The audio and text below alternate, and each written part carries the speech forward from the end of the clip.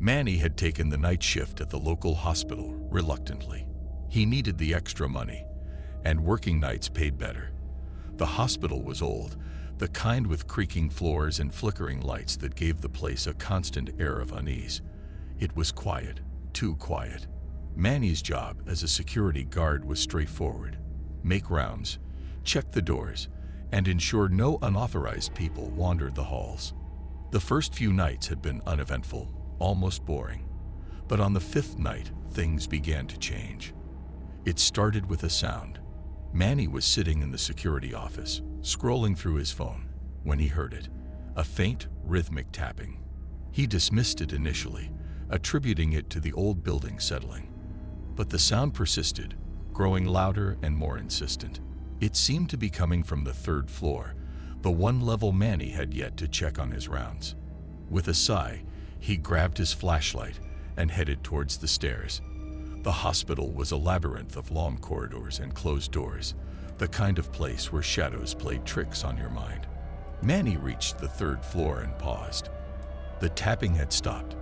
He walked slowly, his flashlight cutting through the darkness. He checked each room methodically, finding nothing out of the ordinary. Just as he was about to leave, he heard it again. The tapping, louder and more distinct. It was coming from room 312, a room that had been empty for months. Manny's heart pounded as he approached the door. He hesitated, then pushed it open. The room was dark, the bed covered in a pristine white sheet. He shone his flashlight around but saw nothing. Just as he was about to turn away, he noticed something on the floor, a piece of paper. He picked it up and read the single word scrawled in messy handwriting: "Help." His blood ran cold. He turned and left the room quickly, his mind racing. Was someone playing a prank? But who would do that in an empty hospital in the dead of night? Back in the security office, Manny couldn't shake the feeling of unease. He checked the security cameras but saw nothing unusual. The rest of his shift passed without incident, but the note lingered in his mind. The next night, Manny was more alert. He made his rounds earlier and more frequently, checking every corner of the hospital. It was on his second round that he found another note, this time in room 304. "Save me," it read. Manny's anxiety grew. He reported the notes to his supervisor, but they dismissed it as a joke. Probably some kids messing around, they said. But Manny wasn't convinced. The notes felt too deliberate, too desperate. On the seventh night, Manny decided to investigate further. He arrived at the hospital early, determined to get to the bottom of the mysterious notes. He started his rounds as usual, but this time, he paid extra attention to every sound and shadow. He was checking the doors on the second floor when he heard a noise behind him. He turned quickly, his flashlight illuminating the empty hallway. He waited, listening. The tapping started again, this time more frantic. Manny followed the sound up to the third floor. It led him to room 310, a room he hadn't checked before. The door was ajar, and he pushed it open cautiously. Inside, the room was dark except for the faint light coming from the hallway. He stepped inside, his flashlight sweeping across the floor. There in the corner, he saw a figure huddled against the wall. Manny's heart raced as he approached. "Are you okay?" he asked, his voice trembling. The figure didn't respond. As he got closer, he realized it was a woman, her face pale and gaunt. She looked up at him with wide, terrified eyes. "Please," she whispered, "you have to help me." Manny knelt beside her, trying to calm her down. "What happened?" he asked. She shook her head, tears streaming down her face. "They took me," she said, her voice barely audible. "They locked me in here. You have to get me out." Manny helped her to her feet, supporting her as they made their way to the door. But as they stepped into the hallway, they heard footsteps approaching. Manny's blood ran cold as he turned to face the sound. The footsteps grew louder, echoing down the hallway. Manny's mind raced with fear and uncertainty. He looked around desperately, searching for a way out. With no time to spare, He pulled the woman behind a nearby supply cart, hoping they wouldn't be seen. As the footsteps drew nearer, Manny held his breath, listening intently. Suddenly, a figure emerged from the darkness, a man in a white lab coat, his expression stern and determined. He stopped in front of room 310, his gaze scanning the empty hallway. Manny's heart pounded in his chest as he watched the man, unsure of his intentions.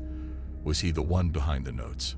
Or was he another victim, trapped in this sinister place? The woman beside Manny whimpered softly, her grip tightening on his arm. He glanced down at her, offering what little reassurance he could muster. They remained hidden, waiting for the man to leave.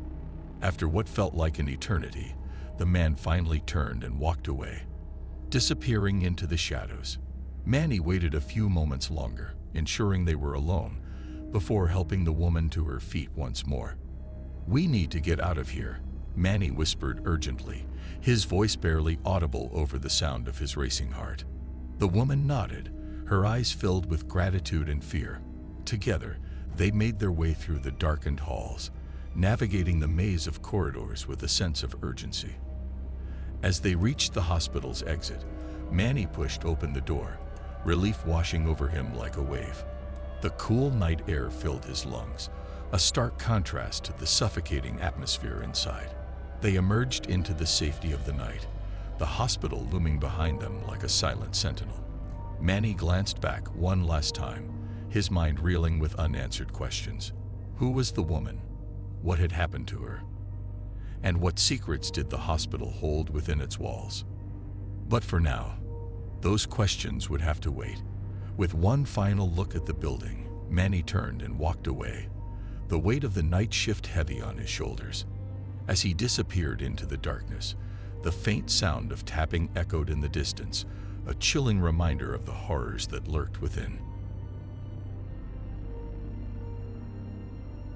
Nick's footsteps echoed through the empty corridors of the old hospital as he made his way to the night shift. Working the graveyard shift had become routine for him, but tonight felt different. The air seemed heavier, and shadows danced menacingly in the dimly lit hallways. As he settled into his station at the reception desk, Nick couldn't shake off the feeling of being watched. He glanced nervously at the security cameras, half expecting to see something lurking in the shadows. But the monitors showed nothing out of the ordinary. Hours passed by slowly, with only the occasional sound of creaking floors or distant footsteps breaking the silence. Nick tried to focus on his work, but his mind kept drifting back to the eerie atmosphere of the hospital at night. Just when he thought he couldn't take it anymore, the phone on his desk rang, jolting him back to reality. He hesitated for a moment before answering, half expecting to hear static or a mysterious voice on the other end. But it was just a patient calling for assistance. Relieved, Nick directed the caller to the appropriate department and resumed his duties. But as the night wore on, strange things began to happen. Equipment malfunctioned for no apparent reason, and the lights flickered ominously. Despite his growing unease, Nick soldiered on, telling himself it was just his imagination playing tricks on him. But then he heard it, a soft whispering coming from somewhere down the hallway. He froze, listening intently, but the whispering stopped as suddenly as it had begun. Heart pounding, Nick cautiously ventured into the hallway, his footsteps echoing loudly in the silent darkness. He strained his ears, trying to locate the source of the whispering, but all he could hear now was the sound of his own breathing. As he turned a corner, Nick caught a glimpse of something moving in the shadows. His blood ran cold as he realized he wasn't alone. Someone, or something, was watching him. With trembling hands, Nick reached for the flashlight on his belt and shone it into the darkness. What he saw made his blood turn to ice. A figure, shrouded in darkness, standing just a few feet away. "Who's there?" Nick called out, his voice trembling with fear, but there was no response, only the eerie silence of the deserted hospital. Heart racing, Nick backed away slowly, his eyes never leaving the figure in the shadows. But as he turned to flee, he felt a cold hand close around his wrist, stopping him in his tracks. Paralyzed with terror, Nick watched in horror as the figure stepped forward into the light. A pale, gaunt face twisted into a malevolent grin. It was then that he realized he was face to face with something not of this world. With a scream, Nick broke free from the grip and ran as fast as his legs could carry him, the echoes of his footsteps reverberating through the empty corridors.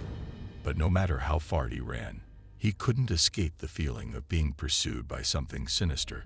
As dawn broke and the first light of morning filtered through the windows, Nick stumbled out of the hospital, shaken but alive. He never returned to the night shift again, haunted by the memory of that fateful night and the terror that lurked in the shadows. Days turned into weeks, but the memory of that night refused to fade. Nick tried to return to normal life, but the shadows seemed to follow him, creeping into his thoughts and dreams. He avoided the hospital, taking up a day job at a nearby clinic instead. But the unease lingered, gnawing at the edges of his sanity. One evening, as he was locking up the clinic, his phone buzzed with a new message. It was from Julia, a former colleague from the hospital. "Nick, we need to talk. Something's happening at the hospital. Call me ASAP." Nick's heart skipped a beat. He hadn't spoken to anyone from the hospital since he left, preferring to keep his distance from that place. But Julia's message sent a chill down his spine. Against his better judgment, he dialed her number.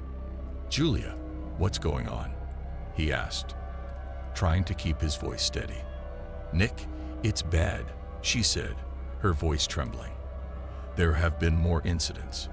People are seeing things, hearing whispers.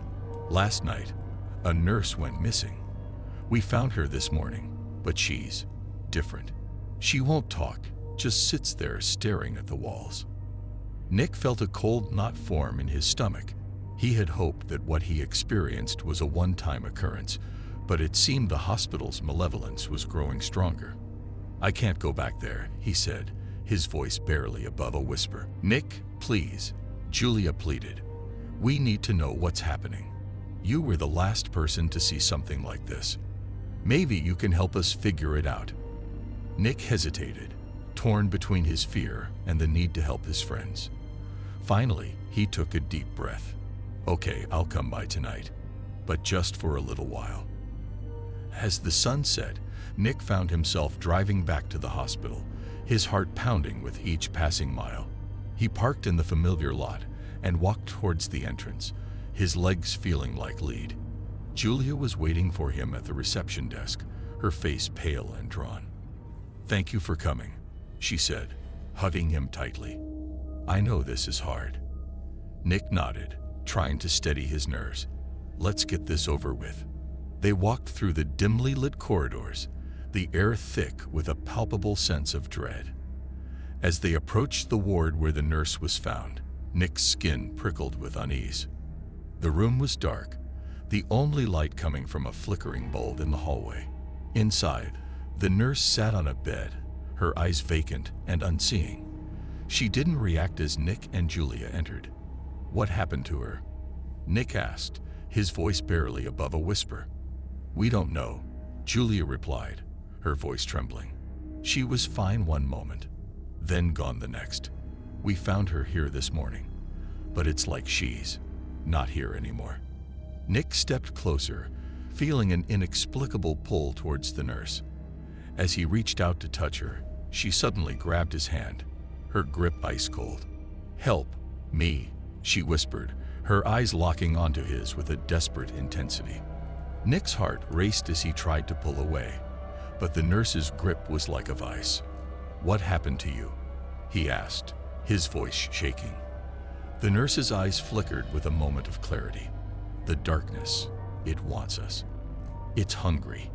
It feeds on our fear." Julia gasped, covering her mouth with her hands. "Nick, we have to get out of here. Now." But Nick couldn't move. He felt a strange compulsion to stay, to understand what was happening. "What does it want?" he asked, his voice barely audible. The nurse's eyes darkened. "It wants to consume us, to take our souls. It's been here for years, waiting for the right moment to strike." Nick felt a chill run down his spine. "How do we stop it?" The nurse's grip tightened, her eyes filling with tears. "You can't. It will always be here, lurking in the shadows. The only way to survive is to leave and never come back." With a sudden burst of strength, Nick pulled free from the nurse's grasp and stumbled back. "We have to go, Julia," he said, his voice urgent. They ran through the corridors, the sound of their footsteps echoing in the silence. As they reached the exit, Nick turned back one last time. The nurse was standing in the doorway, her eyes hollow and empty. "Remember," she whispered, "the darkness is always watching." Nick and Julia burst through the doors into the cool night air, gasping for breath.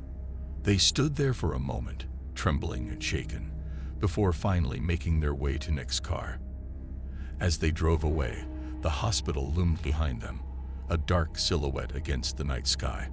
Nick knew he would never be able to forget what he had seen, and the knowledge that the darkness was still out there, waiting, haunted him. But for now, they were safe.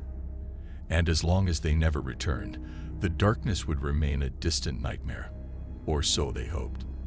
As they drove in silence, the first light of dawn began to break over the horizon, casting a faint glow on the road ahead. Nick felt a sense of relief wash over him, but deep down, he knew that the shadows of the night would always be with him, a constant reminder of the horrors that lurked just beyond the edge of the light.